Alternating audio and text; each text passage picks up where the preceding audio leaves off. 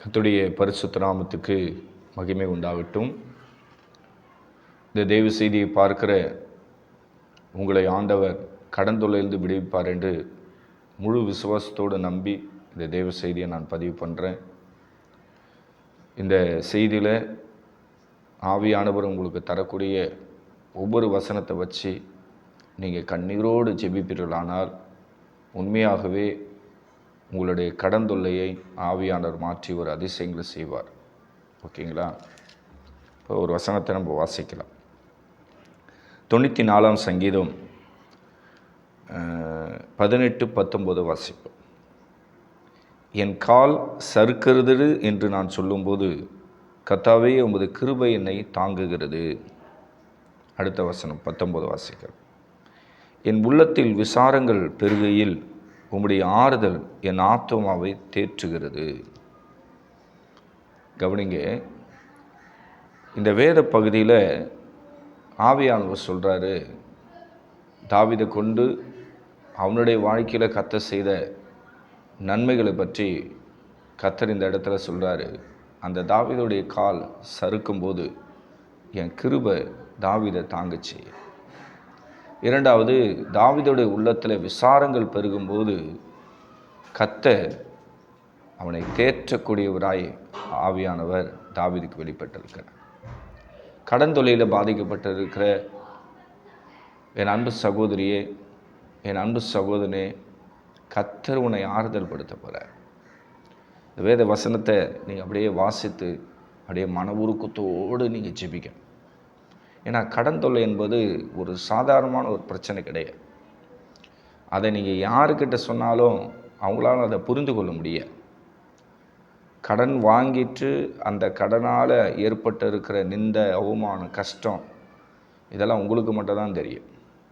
இப்போ பெரும்பாலும் நம்ம சேனல் யார் பார்க்குறான்னு நினைக்கிறீங்க?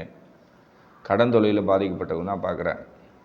முழுக்க முழுக்க இந்த கடன் தொல்லையில் பாதிக்கப்பட்டு மரணத்துக்கு சமீபமாக இருக்கிறவங்க கூட இந்த தேவ செய்தியை பார்த்து ஆறுதலையும் சமாதானத்தையும் அநேகர் பெற்றுக்கொண்டார். இன்றைக்கி உங்கள் வீட்டுக்குள்ளே 1000 கஷ்டங்கள் இருக்கும். ஏன்னா வாங்கின கடத்தை அடைக்கிறதே உங்களுடைய மாதம் மாதம் உங்களுடைய போராட்டமாக இருக்கும். ஒரு மாதம் போல் வேலைக்கு போவீங்க, அங்கே பயங்கர கஷ்டத்தை அனுபவிக்கிங்க. அங்கேயும் சில போராட்டங்கள், சில கஷ்டங்கள் இருக்கும்.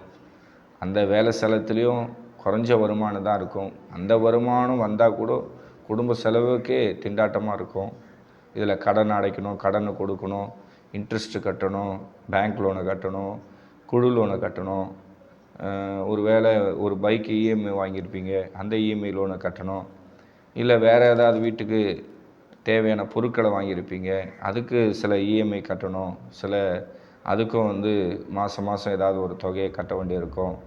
இல்லை ஃபுல் அண்ட் ஃபுல் நீங்கள் வாங்கியிருக்கிற கடத்துக்கு வட்டி மாத்திரம் கட்டிக்கின்னு ரொம்ப ரொம்ப கண்ணீரோடு ஒரு ஆறுதல் இல்லாமல், ஒரு சமாதானம் இல்லாமல், யாரும் உங்களை விசாரிக்காமல் எல்லாராலும் நீங்கள் கைவிடப்பட்டிருந்தால் கர்த்தர் சொல்கிறாரு, உன்னுடைய உள்ளத்தில் விசாரங்கள், வேதனைகள், கஷ்டங்கள் அப்படியே பெருகும்போது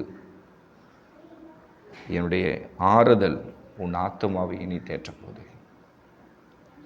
உடைந்த உள்ளத்தோடு ஆண்டவர்கிட்ட கேளுங்க, ஏசப்பா என் இருதயத்தில் 1000 வேதனை இருக்குதுப்பா, ஆண்டவரே இன்னைக்கு என்னை தேற்றி என்னை ஆறுதல் படுத்துங்க. இவ்வளோ ஆண்டவரே நான் அவமானத்தை என் வாழ்க்கையில் பார்த்துட்டேன், இவ்வளோ கஷ்டங்களை பார்த்துட்டேன். வீடு கட்டினேன், கடன் ஆச்சு. பிள்ளைகளை படிக்க வச்சேன், கடன் ஆச்சு. பிள்ளைகளுக்கு திருமணம் செஞ்சேன், கடன் ஆச்சு. இப்படி கடத்துக்கு மேலே கடன் வாங்கிட்டு என்னுடைய வாழ்க்கையில் நான் எவ்வளோ துன்பத்தை அனுபவிச்சிருக்கிறேன் ஆண்டவர் உங்களுக்கு தெரியும். பிள்ளைகளும் அதை புரிஞ்சுக்கலை, கணவரும் புரிஞ்சுக்கலை, சரீரத்தில் வியாதி விளைவினோம், குடும்பத்தில் வருமானம் இல்லை, நான் என்ன செய்ய முடியும் சப்பான்னு சொல்லி யாரெல்லாம் உடைக்கப்பட்டு நொறுங்கி போயிருக்கிறீங்களோ அவங்களுக்கெல்லாம் கர்த்தர் இந்த வசனத்தை அவங்க வாழ்க்கையில் பழிக்கும்படி ஆவியானவர் செய்ய போகிறார். நீங்கள் செய்ய வேண்டியது என்னென்னா, ஆண்டவரே இனிமேல் நான் கடன் வாங்க மாட்டேன், நான் வாங்கின கடத்தால் நான் பட்ட அவமானம், நிந்த, கஷ்டம் கொஞ்ச நஞ்சலாம் ஆண்டவரே. கவனிங்க, இப்படி அப்படியே ஒட்டஞ்சி போயிருக்கும்போது ஒரே ஒரு வசனம் கூட ஒரு மனுஷன் அப்படியே தூக்கி நிறுத்தும். நான் பொதுவாகவே என் சேனலை நீங்கள் நல்லா செக் பண்ணி பாருங்கள். ஏற்கனவே 90 மெசேஜ் மேலே பேசியிருக்கிறேன். எல்லா மெசேஜும் கைவிடப்பட்டவங்க, கடன் தொல்லையில் இருக்கிறவங்க, பாதிக்கப்பட்டவங்க, ஒதுக்கப்பட்டவங்க, இப்படி நிராகரிக்கப்பட்டவங்க, அவமானப்பட்டவங்க, ஊரை விட்டுட்டு வேறு ஊருக்கு போய் பதுங்கி இருக்கிறவங்க, இப்படி தான் ஒரு அனாதை, எனக்கு யாருமே இல்லைன்னு சொல்லி கதறக்கூடியவங்களுக்கு மாத்திரம்தான் இந்த தெய்வ செய்தியை நான் வெளியிட்டு இருக்கிறேன். அதனால்தான் என்னுடைய செய்தியெல்லாம் நீங்கள் பார்த்துருப்பீங்க. ஒருவேளை புதுசாக நீங்கள் பார்த்தா நம்ம சேனலை சப்போர்ட் பண்ணி உள்ளே போய் பாருங்கள். அது உள்ளே போய் பார்த்தீங்கன்னா முழுக்க கண்ணீரோடு இருக்கிற ஜனங்களுக்காக தான் சுவிசேஷம், ஜெபம் இதெல்லாம் நடக்குது என்பது ஆவியானவர் உங்களுக்கு தெளிவாக நம்ம சேனலை குறித்து விளக்குவார். ஏன்னா வசதி வாய்ப்புகளோடு பண மயக்கத்தில், பண ஆசையில் இருக்கிறவங்க கண்டிப்பாக நம்ம தலைப்பை பார்த்தாவே இந்த மெசேஜுக்குள்ளே வரமாட்டாங்க.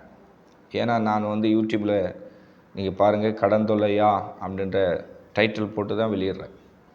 அதில் எபிசோடு அப்படின்னு சொல்லி அப்படியே ஒவ்வொரு எபிசோடாக ஒவ்வொரு வசனத்தை வச்சு ஒவ்வொரு தாட்ஸ் கொடுப்போம். ஓகேங்களா? இன்றைக்கி உங்களுக்கு இந்த கடன் தொல்லையிலேருந்து எப்படி வரணும், அதிலேருந்து எப்படி விடுவிக்கப்படணும், கடனான பிறகு எப்படி கிறிஸ்துவுக்குள்ளே நம்முடைய விசுவாச வாழ்க்கை எப்படி இருக்கணும், இதெல்லாம் உங்களுக்கு எக்ஸ்பிளைன் பண்ணலான்னு இருக்கிறேன். ஓகேங்களா? பொதுவாகவே நான் யூடியூப்பில் பேசுகிற இந்த கடன் தொல்லை என்கிற தலைப்போட மெசேஜ் ஒரு கவுன்சிலிங் போல தான் போகும்.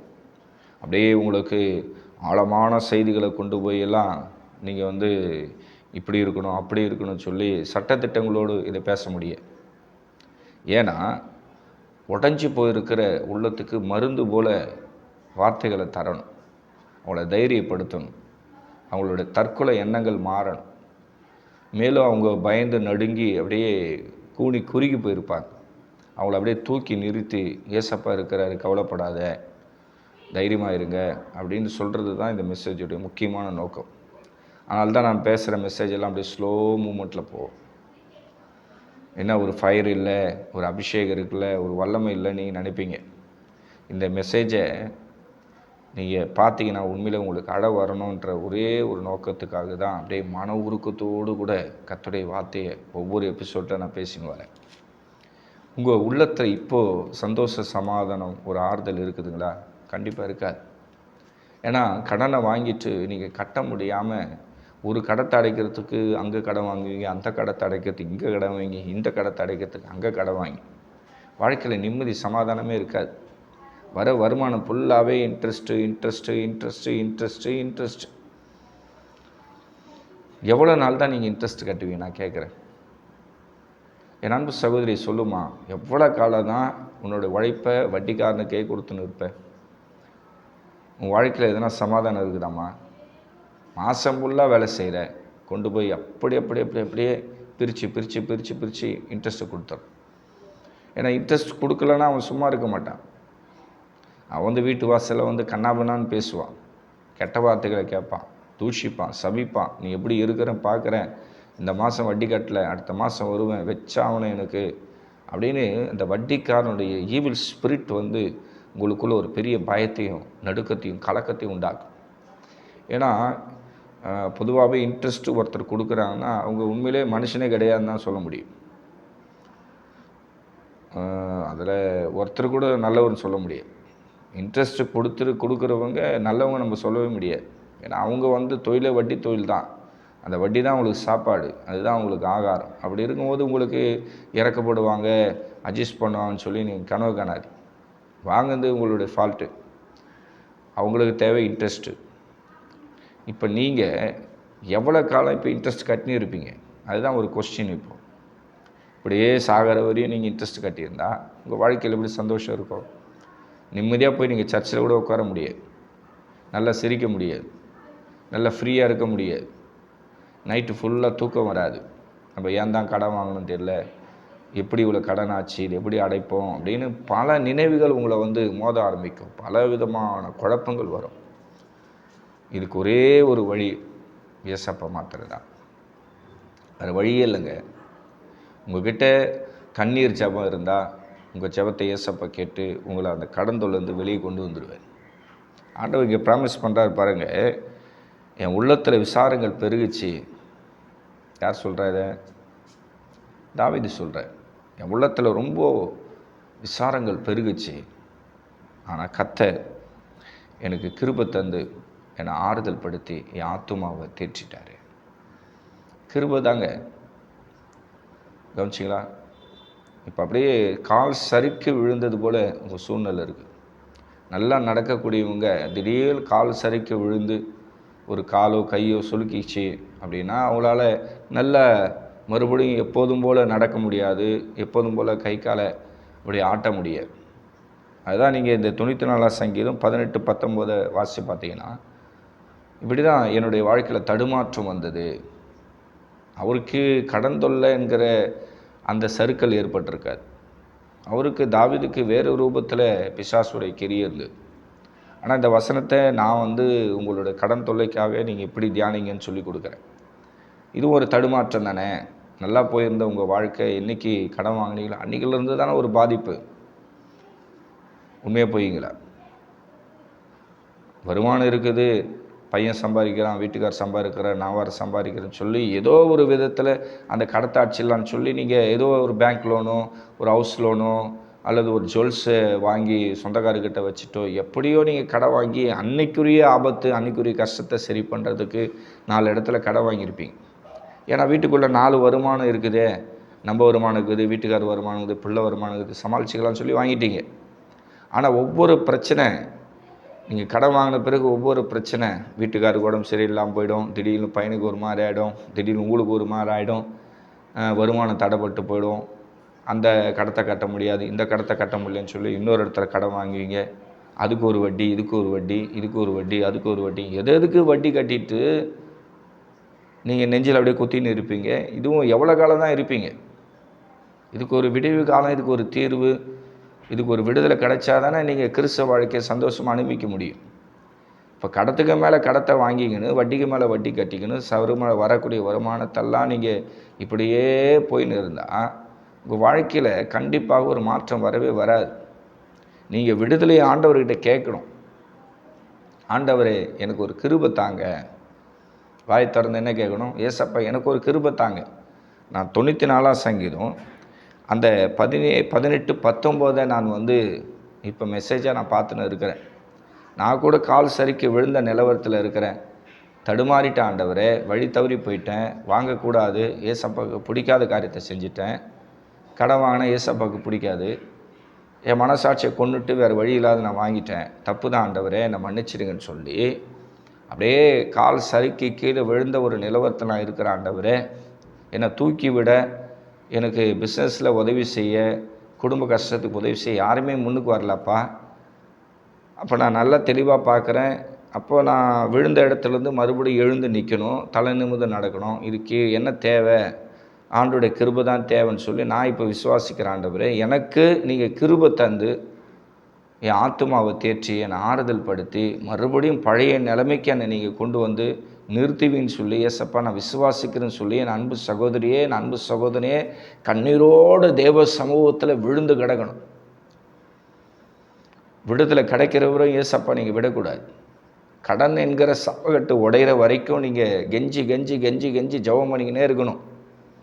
அதுக்கு தான் நான் இதை சொல்கிறேன். ஓகேங்களா? இந்த மெசேஜ் ஏன் சொல்லின்னு வரேன்னா, எவ்வளோ காலம் தான் நீங்கள் இன்ட்ரெஸ்ட் ஓட்டிங்க சொல்லுங்கள். ஏதாவது கடன் அடைஞ்சிருக்கா? வீட்டில் நல்ல சந்தோஷம் சமாதானம் இருக்குதுங்களா? நல்ல தாராளமாக மளிகை சாமான் உங்களால் வாங்க முடியுதா? சொல்லுங்கள். நல்ல தாராளமாக போயிட்டு நீங்கள் துணிமணிகள் எடுக்க முடியுதா?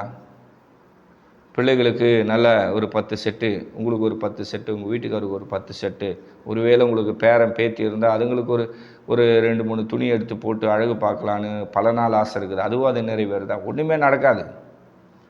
ஏன்னா இந்த வருமானம்லாம் இப்படி போயின்னு இருக்குது.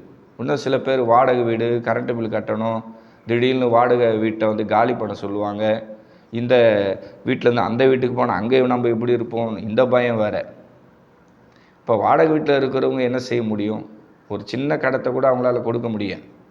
அதுவும் ஒரு வீட்டிலேருந்து இன்னொரு வீட்டுக்கு போனோம், இங்கேருந்து ஒரு பொருள், கட்டில், பீரோ எல்லா பொருளையும் எடுத்து அங்கே போய் ஷிஃப்ட் ஆகணுன்னா அதுக்கு போக்குவரத்து செலவு, அதை தூக்கி இறக்கிறதுக்கு ஆள் கூட இருக்க மாட்டாங்க, ஒரே லேடிஸு, அவங்களே கஷ்டப்படுவாங்க. இப்படிப்பட்ட சூழ்நிலையில் தள்ளப்பட்டிருக்கிற ஏழைகளால் என்ன செய்ய முடியும்? கடன்பட்டு இருக்கிற பாதி பேர் வாடகை வீட்டில் இருக்கிறாங்க, பாதி பேர் சொந்த வீட்டில் இருக்கிறாங்க. சொந்த வீட்டில் இருக்கிறவங்களோட வாடகை வீட்டில் இருக்கும் இன்னும் கொடுமை தான். யோசனை பண்ணிப்பார். நீங்கள் சொந்த வீட்டில் இருந்தாலும் சரி, வாடகை வீட்டில் இருந்தாலும் சரி, கடன் இல்லாத இருக்கணும். அதுதான் ஒரு நிம்மதியான வாழ்க்கை. அதில் தான் ஆண்டவருடைய கிருபை, தயவு உங்களுக்கு வெளிப்படும். ஓகேங்களா? அதனால் இன்றைக்கி ஆண்டவர் உங்களுக்கு கிருபை தருவார். ஏசப்பா என் கடன் தொல்லை மாறணும்னு சொல்லி நீங்கள் கண்ணீரோடு ஆண்டோடைய முகத்தை, வசனத்தை வச்சுக்கின்னு பார்த்துருக்குறீங்க. நீங்கள் கையில் வசனத்தை வச்சுக்கின்னு ஏசப்பாவை இப்போ பார்த்துருக்குறீங்க. 94ஆம் சங்கீதத்தை 2 வசனம் 18, 19 தான் உங்களுக்கு தந்துருக்குறேன். அதில் தாவீதை விடுவிச்ச அந்த தேவன் அவனுக்கு பரிபூர்ணமான விடுதலை தந்து அவன் ஆத்துமாவை ஆறுதல் படுத்துகிற அந்த தேவாதி தேவன் உங்களை ஆறுதல் படுத்துவார்னு என் அன்பு சகோதரியே, என் அன்பு சகோதரனே, கடன் தொல்லையிலேருந்து ஏசப்பா உனக்கு விடுதலை தந்து உன்னை ஆறுதல் படுத்துவார்னு உன்னோடு பெச்சமாக பேசின்னு இருக்கிற. நீங்கள் அப்படியே கண்ணீரோடு கதறணும். ஏசப்பா என்னால் முடியல ஆண்டவரே, நான் எவ்வளோ காலம் தான் ஆண்டவரே இப்படியே ஒரு அடிமைத்தனத்தில் இப்படி இருக்க முடியும்? நீங்கள் உபாகமம் 28ஆம் அதிகாரத்தில் சொல்லியிருக்கிறீங்க, நீ அநேக ஜாதிகளுக்கு கடன் கொடுப்ப, நீ கடன் வாங்க மாட்டேன்னு சொல்லியிருக்கிறீங்க. அந்த வார்த்தையின்படி என் வாழ்க்கை என்றைக்கு மாறப்போதப்பா? வெகு வருஷமாக நான் கடனை கட்டினு இருக்கிறேன், இன்ட்ரெஸ்ட் கட்டினு இருக்கிறேன். ஒரு சில சகோதரிங்க 10 வருஷம் 20 வருஷம் கூட வட்டி கட்டினே இருக்கிறேன். ஒரு சில பிரதர்ஸ் மாருங்க பார்த்தீங்கன்னா ஒரு 20-30 வருஷம் வட்டியை கட்டினு இருக்கிறேன். நீங்கள் கட்டின வட்டியெல்லாம் நீங்கள் கால்குலேஷன் பண்ணி பார்த்தீங்கன்னா இந்நேரம் ஒரு பெரிய அப்பார்ட்மெண்ட்டே நீங்கள் கட்டி விட்டு வாடகை விட்டு நல்லா நீங்களே பெரிய ஓனராக இருந்திருப்பீங்க. உண்மையாக போய்ங்களா? அவ்வளோ இன்ட்ரெஸ்ட், அவ்வளோ உழைப்பு, உங்கள் உழைப்பெல்லாம் சத்துரு தான் சாப்பிட்டுது. அப்போ இதிலிருந்து ஒரு விடுதலை வேணும்னா நீங்கள் கர்த்தருடைய பாதத்தில் விழுந்து ஏசப்பாக்காக உங்களை நீங்கள் தாழ்த்தி ஆண்டவர்கிட்ட, ஏசப்பா என்னை இந்த ஒரு விஷயம் மன்னிச்சு எனக்கு ஒரு விடுதலை தாங்க. சிம்சோனு கூட வழி மாறி போயிட்டான். நியாயாதிபதிகள் புஸ்தகத்தில் சிம்சோன்ன்ற ஒரு நசரேய பிரதிஷ்டை பெற்ற ஒரு மனுஷன் நம்ம அங்கே பார்க்கலாம். அவன் நல்ல பலசாலியாக இருந்தான், கர்த்தருடைய சித்தத்தை நல்லா செய்தான். திடீர்னு ஒரு பலவீனம் அவனுக்கு வந்தது, வழி மாறி போயிட்டான். அதுக்கப்புறம் அவனுடைய கண்ணை நோண்டி அவன் தலைமுடியை ஷேவ் பண்ணி விட்டாங்க. தெளிலாள்கிட்ட போய் அவன் பாவம் செஞ்சதால் அவன் பலத்தை இழந்துட்டான். அவன் வாழ்க்கை ரொம்ப தடுமாறி போச்சு. யாருக்குரிய இந்த வசனத்தின்படி அவன் கால் சரிக்கே போச்சு. கிருபை இழந்துட்டான், அபிஷேகத்தை இழந்துட்டான், பலத்தை இழந்துட்டான், 2 கண்ணையும் அவன் இழந்துட்டான். அடுத்தது மாவாட்டின்னு இருக்கிறான். ஆனால் பாருங்கள், எல்லாம் உலகமே அவனை பரியாசம் பண்ணுது. அதுதான் ஆண்டவர் கூட அவனை கைவிட்டார், பாவம் செஞ்சிட்டான், ஆண்டவர் தள்ளிட்டார் அப்படின்னு உலகமே அங்கே பரியாசம் பண்ணுது. ஆனால் இந்த ஒரு விசை ஆண்டவரே எனக்கு நீங்கள் பலத்தை தந்தீங்கன்னா இந்த இஸ்ரவேல் ஜனங்களை இந்த பெலிஸ்தர் கையிலேருந்து நான் ரட்சிப்பேன்னு சொல்லி தூண்களை பிடிச்சிக்கின்னு அப்படியே கண்ணீரோடு ஜெபிக்கிறான். 2 பயங்கரமான ஒரு அரண்மனையே தாங்கக்கூடிய அந்த தூண்கள் அப்படியே நொறுங்குது. கிருபை உடைக்குது. அன்றைக்கி சிம்சோன் அந்த சங்கிலியை பிடிச்சி 2 தூணை அப்படியே இழுக்கும்போது ஆண்டோட கிருபை தான் 2 தூணை அப்படியே உடைக்குது. அவன் உடைக்கலைங்க, அவனுக்குள்ளே இருக்கிற அபிஷேகம், தேவ கிருபை அவனுக்கு அன்றைக்கி பிரசன்னமானதால் அந்த 2 தூணை பிடிச்சி அப்படியே உடைக்கிறான். முடியுமா? யோசனை பண்ணிப்பார், எவ்வளோ ஸ்ட்ராங்காக அது இருக்கும். அப்போ ஆண்டவர் கிருபை தந்தார்னா எப்பேற்பட்டத்துலேயும் நமக்கு ஒரு பலம், ஒரு அபிஷேகம், ஒரு வல்லமை, ஒரு கிருபை வெளிப்படும்.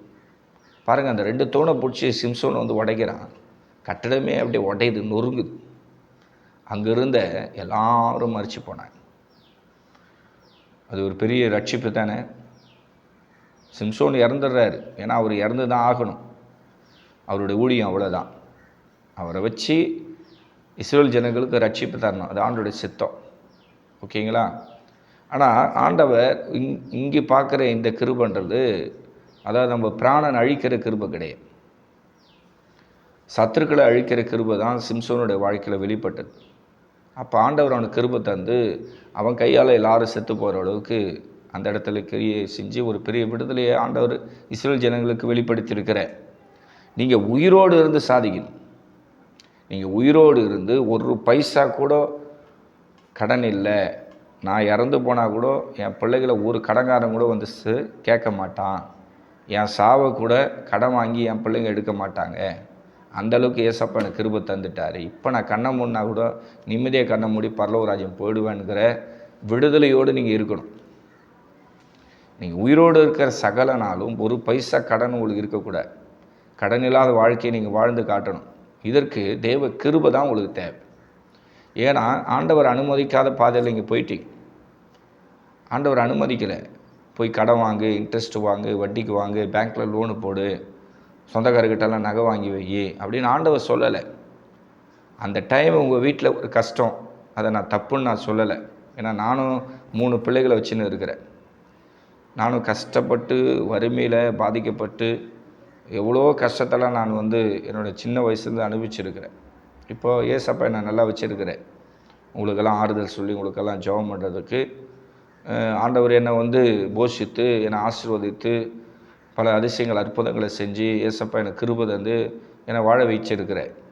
அதனால் உங்கள் கஷ்டம் என்ன, உங்கள் வறுமை, உங்கள் போராட்டம் என்ன, நீங்கள் எதனால் கடன் வாங்கியிருக்கிறீங்க, இதெல்லாம் எனக்கு நல்லா தெரிஞ்சதால் தான் உங்களை பக்குவப்படுத்தணும், ஆறுதல் படுத்தணும் இந்த வார்த்தையே சொல்லின்னு வரேன். உங்களை பெரிய குற்றவாளியாக காட்டணும் அப்படின்ற எண்ணெல்லாம் இந்த மெசேஜில் வெளிப்படாது. ஏன்னா நீங்களாம் என்னுடைய கூட பிறந்த ஒரு சகோதர சகோதரி போல் நான் நேசிக்கிறேன். கண்டிப்பாக நீங்கள் மேலே வருவீங்க. ஆண்டவர் கிருபை தந்து உங்களை உயர்த்துவார். கிருபை கண்டிப்பாக வெளிப்படும். நீங்கள் அப்படியே இந்த வசனத்தை வச்சு கண்ணீரோடு ஜெபிக்கணும். ஆண்டவரே, என் கால் சறுக்குதுன்னு நான் சொல்லும்போது உமது கிருபை என்னை தாங்கணும். என் உள்ளத்தில் விசாரங்கள் பெருகும்போது ஆண்டவரே, நீர் என்னுடைய ஆத்துமாவை ஆறுதல் படுத்தி எல்லா விதமான அழிவுக்கும் நாசமோசத்துக்கும் விலக்கி காத்துக்கொள்ளணும். நான் அவமானப்பட்டது போதும், கண்ணீர் விட்டது போதும், பிள்ளைகளுக்காக, குடும்பத்துக்காக ஆண்டவரே நான் விட்ட எல்லா கண்ணீரும் மாறி நான் தேசத்தில் ஆசீர்வதிக்கப்படணும்னு சொல்லி எத்தனை பேர் ஏசப்பா காலை பிடிக்கிறீங்க, அத்தனை பேருக்கு ஏசப்பா விடுதலை தருவோம். ஓகேங்களா?